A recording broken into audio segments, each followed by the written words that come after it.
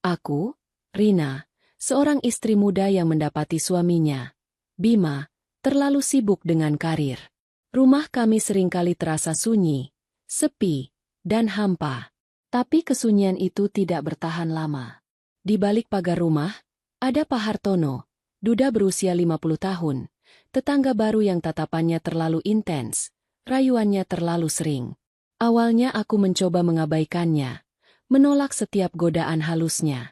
Namun, kesepian itu, ditambah kegelapan malam saat listrik padam dan kehadiran Pak Hartono yang tiba-tiba, membuatku rapuh. Sentuhan pertama itu adalah awal dari segalanya. Tubuhku yang muda akhirnya takluk dalam rayuan duda tua yang gigih. Inilah kisahku selengkapnya. Aku, Rina, 20 tahun, sudah 2 tahun menyandang status istri.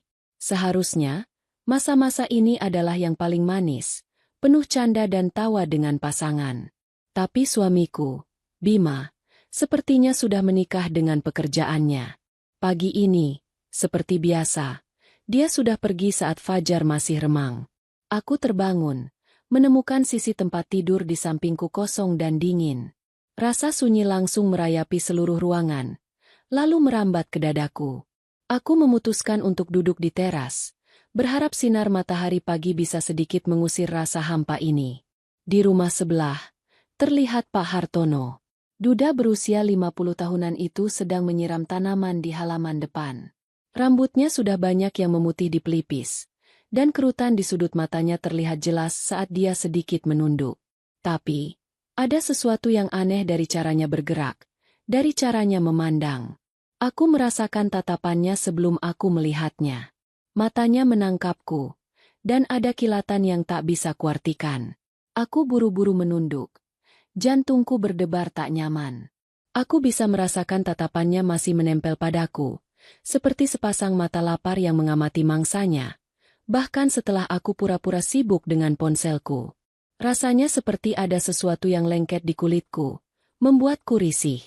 Beberapa menit kemudian, saat aku mencoba mengabaikannya, terdengar ketukan pelan di pagar depan. Aku mendongak. Pak Hartono tersenyum. Senyum yang entah kenapa membuatku sedikit bergidik. Maaf, Neng Rina. Kelihatannya sepi sekali ya rumahnya? Suaranya serak. Matanya menatapku dari atas ke bawah, seolah menelanjangiku. Aku langsung merasa tidak nyaman. Oh, Pak Hartono. Suami saya sudah berangkat kerja. Jawabku, berusaha terdengar datar, menjaga jarak sejauh mungkin. Anak muda memang begitu, sibuk cari nafkah. Tapi Neng Rina kan masih muda, cantik sekali. Pasti butuh teman ngobrol, kan? Lanjutnya, senyumnya semakin lebar, terlihat licik. Aku merinding mendengarnya. Duh, ini kakek-kakek mesum. Batinku, kesal. Aku tidak suka caranya memandangku. Tapi kenapa rasanya aneh? Aku tidak memberinya kesempatan lagi, langsung bergegas masuk rumah, mengunci pintu depan, seolah ada monster yang mengintai di luar. Sejak insiden itu, setiap kali Bima pergi kerja, Pak Hartono seolah punya alasan baru untuk muncul. Seperti magnet, dia selalu ada di sekitar, mengganggu ketenanganku.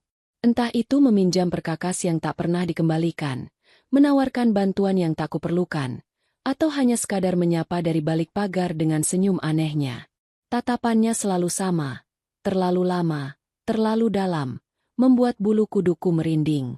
Suatu siang, aku sedang menyapu halaman depan, mencoba menikmati sedikit angin sepau-sepau.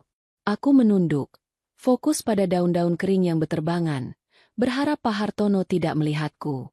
Tapi tentu saja, dia melihatku. Neng Rina rajin sekali. Suaranya serak, menusuk kesunyian siang. Aku mendongak, melihatnya berdiri di balik pagar, bersandar santai. Kalau ada suami di rumah, pasti tidak dibiarkan repot-repot begini. Ada nada ejekan halus dalam suaranya, seolah dia tahu persis betapa kesepiannya aku. Tidak apa-apa, Pak. Ini sudah biasa, jawabku, berusaha tersenyum sopan meskipun rasanya enggan sekali. Aku kembali menyapu, berharap dia pergi. Tapi dia tidak pergi. Cantik-cantik kok capek sendiri. Lanjutnya, tawanya pelan dan mengganggu. Kalau butuh pijatan, bilang saja sama bapak. Aku bisa merasakan matanya menyapu tubuhku. Dari rambut hingga ujung kaki. Perutku bergejolak jijik. Tiba-tiba, sehelai daun kering yang agak besar terbang ke arahku. Aku hendak meraihnya. Tapi Pak Hartono lebih dulu bergerak. Tangannya terulur ke arah daun itu.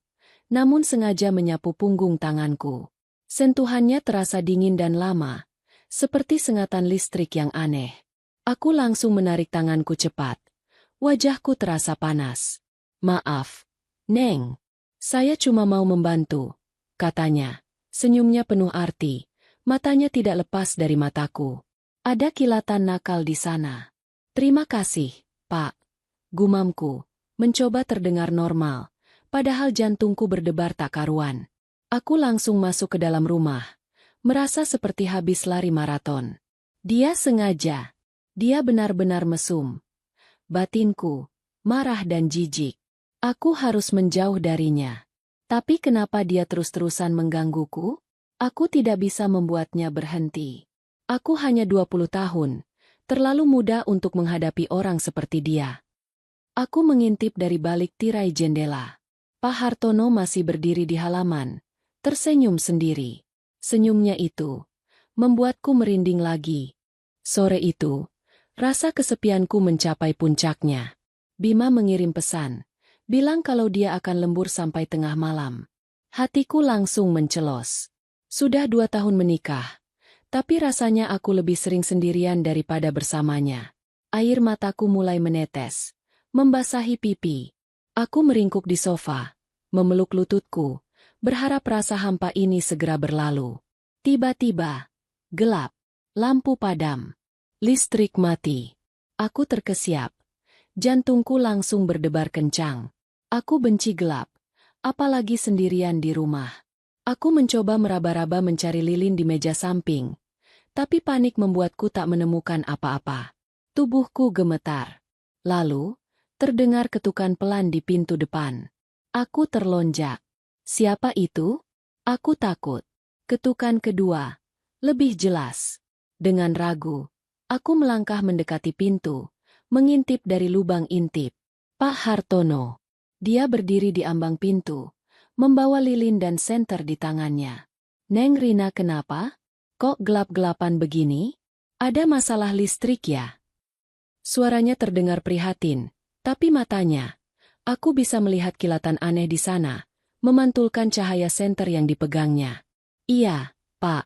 Jawabku. Suaraku bergetar. Aku merasa sangat rentan saat itu. Suami saya lembur.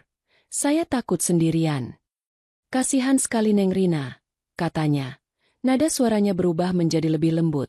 Namun justru terasa lebih menyeramkan. Ayo masuk, Bapak temani. Nanti saya bantu lihat sekringnya. Tanpa menungguku mengiyakan, dia melangkah masuk. Aroma tembakau dan parfum lamanya langsung memenuhi seluruh ruangan, menyesakkan napas. Di dalam kegelapan, dia tampak semakin besar dan mendominasi. Dia meletakkan senternya di meja, lalu menyalakan lilin yang dibawanya. Wajahnya yang tua tampak dihiasi bayangan aneh dari cahaya lilin yang berkedip. Matanya menatapku lurus, seolah dia bisa melihat isi hatiku. Dia duduk di sampingku di sofa. Jarak kami begitu dekat hingga lutut kami hampir bersentuhan. Tangannya tiba-tiba meraih tanganku. Genggamannya kuat. Neng Rina masih muda, cantik sekali.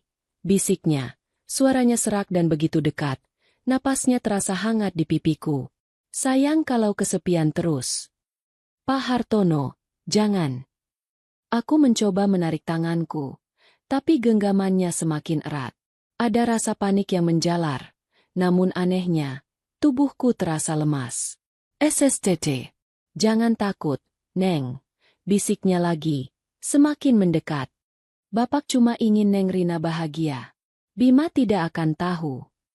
Dia menunduk. Matanya yang tua menatap bibirku. Aku merasa seperti terhipnotis. Tak berdaya di bawah tatapan itu. Aku tak bisa bergerak. Tak bisa berteriak. Lalu, bibirnya yang keriput mendarat di bibirku. Dingin, basah, dan asing. Aku tidak bisa melawan. Tubuhku terasa lemas, menyerah pada kekuatan yang lebih besar dariku. Duniaku runtuh saat itu juga, dan aku tahu tidak ada jalan kembali. Aku telah terjatuh. Sejak hari terkutuk itu, setiap kali Bima pergi kerja, Pak Hartono akan datang. Dia tidak perlu diundang. Hubungan kami berubah menjadi rahasia kotor yang terus terulang, tersembunyi di balik dinding rumah yang sunyi. Aku membenci diriku sendiri setiap kali itu terjadi. Aku merasa jijik, kotor, dan tak berdaya. Tapi entah kenapa, ada sensasi aneh yang membuatku terus-menerus kembali, seolah dia punya kendali atas diriku. Dia menguasaiku, mengendalikan setiap gerak-gerikku, membuatku merasa seperti boneka. Di satu sisi, aku jijik pada diriku sendiri karena membiarkan ini terjadi, karena menyerah begitu saja. Di sisi lain, ada rasa hampa yang dia isi, walau dengan cara yang salah dan memuakan. Aku merasa hancur, namun terperangkap dalam jaring laba-laba yang dia ciptakan. Setiap sentuhannya, setiap bisikannya, adalah rantai yang mengikatku erat. Suatu sore, saat Pak Hartono baru saja pergi dari kamarku, meninggalkan bau tembakau dan sisa parfumnya yang menusuk, aku mendengar suara kunci pintu.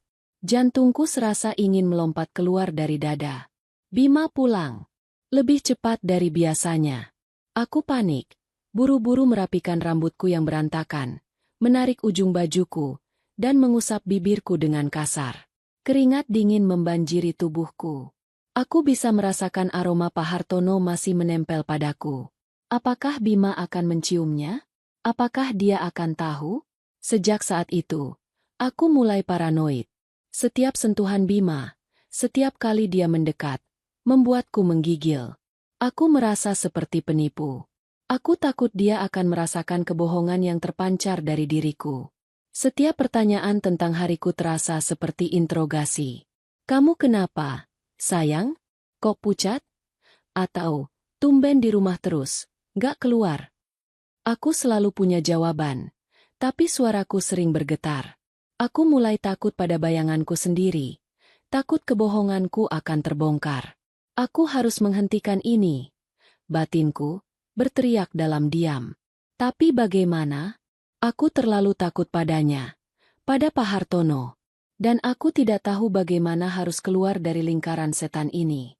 Aku hanya 20 tahun. Dan aku sudah melakukan hal yang mengerikan ini pada suamiku. Aku membenci Pak Hartono. Tapi dia punya kendali atas diriku. Aku terjebak. Malam itu, aku berbaring di samping Bima yang terlelap pulas. Dia mendengkur pelan. Tangannya melingkari pinggangku, menarikku mendekat.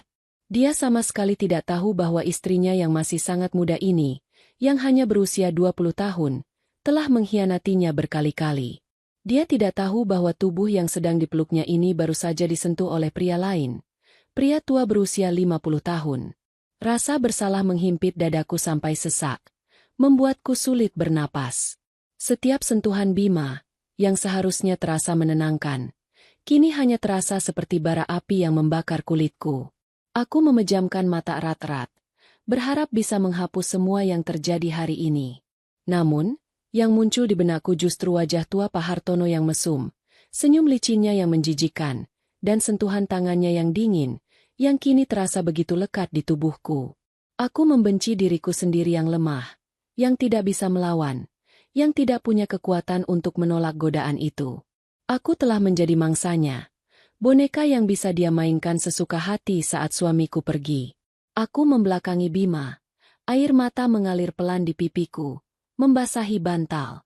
Udara di sekitarku terasa mencekik karena kebohongan besar yang kubawa setiap hari.